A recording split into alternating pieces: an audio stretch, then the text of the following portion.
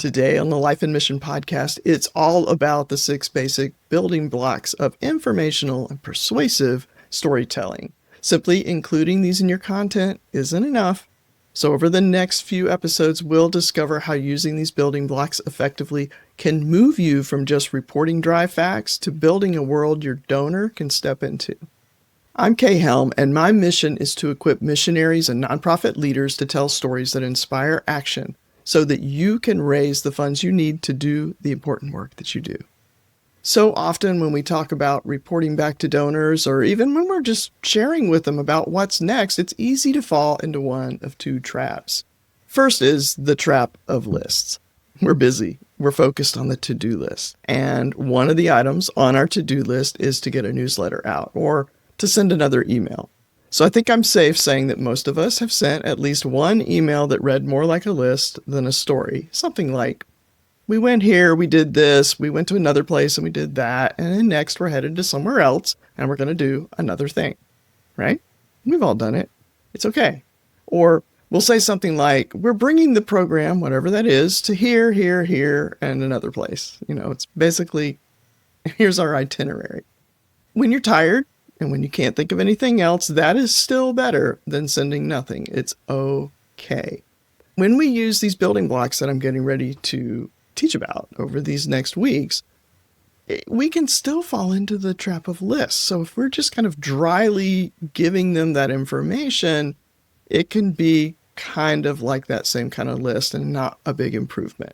So I hope that as you listen to these next episodes, that you will get something you can add into your stories that are a little twist, a little hook, a little something that your donors are going to begin to look forward to in your stories. And I'm going to show you how to do it, so stay tuned. The next trap is ambiguity, and that has been called the number one gift killer. Most leaders assume that donors know more than they do, and so we make those assumptions, and then we risk leaving gaps in our storytelling. And those gaps, they create doubt. They create doubt about you, about your mission, about your organization. Most of the time, donors are asking in the back of their mind, they usually don't ask it out front, but they're asking, can I trust you? And so anytime you leave room for those doubts, you're leaving a gap that is really hard for the donor to overcome.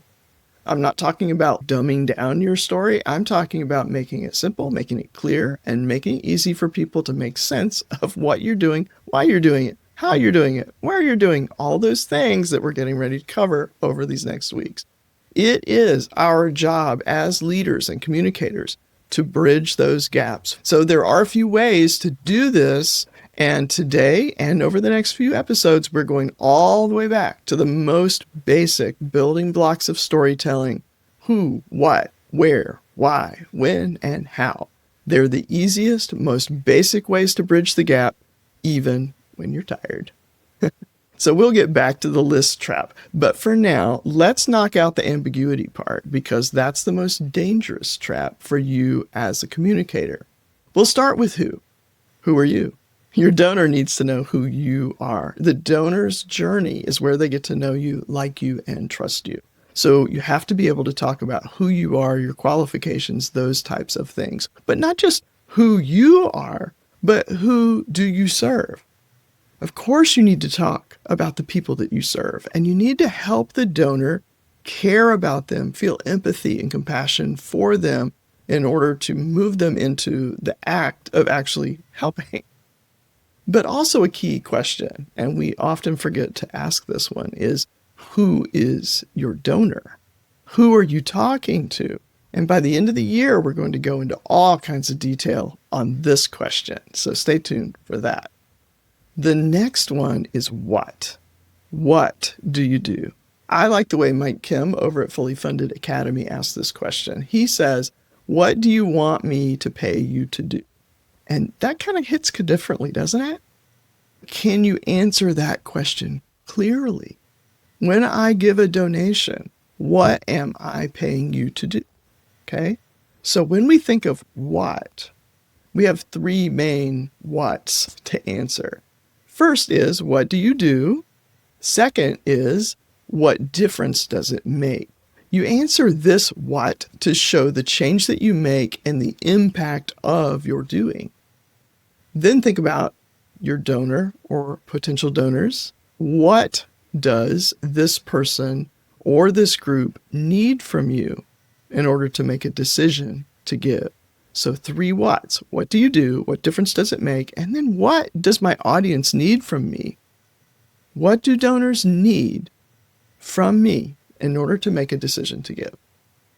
The third building block is where. Where do you do what you do? Is it local, regional, national, international, a specific country? Some of you are working in many places. You're traveling all around the world. Some of you are traveling around the nation. Where you work affects how you do what you do. It affects what you can say about what you do. It affects so many things. And if we just leave it at saying, oh, I work here, okay, you could. Let's say you're in a local situation and the people that you're talking to, your audience, right? Who are you talking to and what do they need from you? If they already understand the context, if it's generally understood or well known, you may not need to go in depth so much. But let's say you're working internationally and you're in a place where most of your donors are never going to go. They don't know much about that region. Well, then you have a lot of opportunity to talk about where you work, not just geographically, but culturally. What are the customs, what's the social breakdown, right? Is there a caste system? What's the economic situation? What's the government like? I mean, sometimes you got to be careful sometimes about what you talk about, how you talk about it. But, you want to be able to kind of bring your audience into the place where you're serving. So are you including the where enough in your storytelling? So some of you, your resources are only activated when a disaster strikes, right? And that maybe you don't know where that's going to be, or maybe if you do hurricanes mostly, then maybe you're going to be along the East Coast, or maybe you're in the Philippines. Where is this happening? Because that's going to affect a lot of things about your work. There's another thing about where you work that you also can take advantage of, and that is maybe the place that you're working is the best place to do what you do. Maybe there's an opportunity in this place because of whatever. So you can explain that. You can even use the where your work happens as location can actually become a character in a story. There's creative ways where you can bring the location of your work or the locations, whatever it is. How can you bring that to your donors? The next building block is really a key one. Why? Why? Why is your work needed? And really be specific. Don't just say there's a need, or they really need us, or we really need to do this or something. Just really get specific. Tell us what is missing. Tell us, why is that need not already being met? Are there broken systems? Or are there seemingly efficient systems that leave some people out and you're serving those people that are falling through the cracks in the system? Why hasn't this problem that you're working with, why hasn't it already been solved? So you can explain this in just little snippets that you drop into your stories, even your existing stories. Just try dropping this into them. So if you work with children that are coming out of the orphanage system, you could say, why is our work necessary? Because traffickers know when those children are aging out of the system. So we need to be there. They need to connect with us, not with the traffickers, right? So why? Because too many older adults only experience human touch as part of their medical care. Why? Because in this village, the nearest church is a 3-day walk across the mountain. So why do you do what you do? Why is your work needed is one. And then the next part of that is, why do you do what you do? Okay, now this is where you turn it back again to you, and you talk about the conviction, the values that drive your commitment to this work. You may have heard of the founder's story. I have talked about it a bit. This is the story about why you do what you do and how you first got involved. And that story must absolutely clearly illustrate your personal why for being involved in this, your reason. This is why I do what I do. And then the next why, of course, is why should somebody support you? Donors might choose you because your values and theirs are aligned. So you need to always include your values when you talk about your why. Donors could choose to support you because you've shown that you're committed and you're able to do the work and that you can be trusted. So there are lots of whys. You want to make sure that you are giving them reasons, right, why they should support you. The next building block is when. And we have just, when I'm recording this right now, right after the year-end push, the year-end campaign, which is the biggest fundraising season of the year. You can use year-end. It's a great time to push. It's a great time to have a deadline for year-end. And you can always say, hey, we just need this so we can plan, so we know what we're doing in the coming year. And so we're really well equipped for a good start. That's great. That's a great reason to have a deadline. But also maybe you need funding to come in at a certain time. Maybe you need a surge of funding before the school year starts.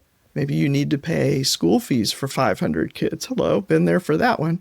And that was in February. So we would come out, we would do a year-end push, but we'd keep pushing through January because in February we needed to pay those school fees. And we really needed that money to come in so that all those kids could start school on day one of the semester. So this is really important because I, the donor, really need to know when you need my donation. Look at your schedule and decide when you really need people to give. And you can plan your campaigns through the year around those wins and be able to explain why you need the money when you need it. The last building block is how. Most leaders can go down the rabbit hole on this one. Some of us love to talk about how we do what we do, so much so that we can sometimes forget to share the why behind it.